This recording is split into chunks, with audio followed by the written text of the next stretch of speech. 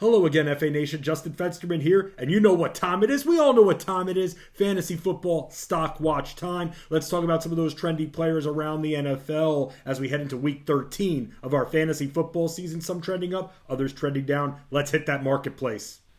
First, for a few players trending up, let's start with Trevor Lawrence. After going through ups and downs in the middle of the season, Lawrence has put together a string of solid fantasy football performances. He's completed over 72% of his passes in 3 straight contests. Lawrence hasn't been picked off since week 8. After Travis Etienne went down with an injured foot, Lawrence came through in the air against a tough opponent in the Ravens. Lawrence threw for a season-high 321 passing yards versus Baltimore, and he's thrown 5 touchdowns combined in his last 2 games. Up next for Lawrence and the Jaguars are the Lions, who have surrendered the most fantasy points per week to quarterbacks and 3rd most against wide receivers. Another quarterback trending up, Derek Carr. When Carr took that shot to the ribs on Sunday, I thought he was done, and boy was I wrong. Just like I was wrong when I put him trending down in this stock watch video a few weeks ago, because since week 9, he's produced at least 21 fantasy points in 4 straight matchups, including slicing up the Broncos secondary for 307 yards in the air and multiple touchdown passes. He's actually thrown multiple touchdowns in 4 straight and was only intercepted in 1 of those contests. He didn't have the best game when he matched up against the Chargers in week 1, but he did throw for 295 yards against them, and he's hit that number in both of his last 2 battles. Carr also does a good job protecting the ball, and he hasn't lost a fumble yet this year. He's coming off of his 2nd most accurate game of the season, completing over 69% of his throws. He's been utilizing Josh Jacobs a bit more as well in the Raiders' passing attack, which has helped him get down the field. Tight end trending up, TJ Hockenson. After hitting the 9-target mark just 1 time in 8 games in Detroit, Hockenson has received fewer than 9 targets in just 1 of 4 games since he's been traded to Minnesota, and that happened to be in Week 12 versus New England, but he did find the end zone and received a couple of looks in the red zone as well in that game. Hockenson has been a top 4 fantasy scoring tight end per week since joining Minnesota, producing at least 12 points per contest in PPR. He's caught at least 5 passes in all 4 games and only hit that number once when on the Lions.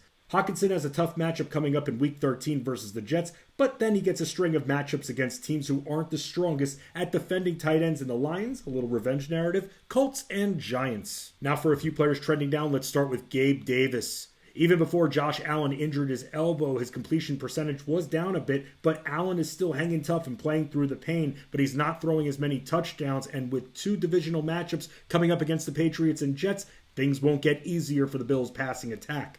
After hitting the end zone 4 times through week 6, Davis has scored just 1 touchdown, and he's posted games of fewer than 40 receiving yards in 3 of his last 5 games, including just 38 yards versus Detroit. Davis is very boom or bust when it comes to his production, and the odds are stacked against him a bit with his quarterback's elbow not 100%. He's been held to single digits in fantasy in 3 of his last 5 games, and the Jets beat Buffalo a few weeks ago, and Allen hasn't faced New England yet, and the Patriots have allowed just 6 touchdowns to wide receivers this year. Another wide receiver trending down, Curtis Samuel. Samuel is just plummeting at this point when it comes to his fantasy stock, especially with Taylor Heineke throwing fewer than 30 passes in 4 straight games. Samuel had more rushes than targets in Week 12. In fact, he wasn't targeted at all against Atlanta and received 7% of the team's targets the week before. How is Brian Robinson receiving targets in Week 12 and not Samuel? He's been targeted no more than 4 times since Week 8 and has just 1 touchdown catch during that span. He did run in a score against Houston, but only caught 1 pass in that game. He's actually logged 28 receiving yards or fewer in 3 straight weeks. Besides Terry McLaurin, the Commanders throw to Antonio Gibson, Logan Thomas, and Jahan Dotson is also in the mix, and there aren't enough passes to keep everyone fed. He's caught 3 passes or less in 6 of his last 7 games. Like the Patriots, the Giants are another team that has only allowed 6 scores to wide receivers, and they've allowed the 4th fewest amount of fantasy points per week against them, and that is who Washington has next before their bye in Week 14, and then match up against the Giants again in Week 15 coming off the bye. Not ideal for Samuel. Final wide receiver trending down, Tyler Boyd. The Bengals have been in the midst of facing soft secondaries, but even without Jamar Chase, Boyd hasn't produced double-digit points in PPR since Week 8, and while the Bengals' next matchup is against Kansas City, who let up a lot of fantasy points versus wideouts, Chase and his 18% team target share is looking like he's re-entering the fold for Week 13, dropping Boyd down the target prioritization list.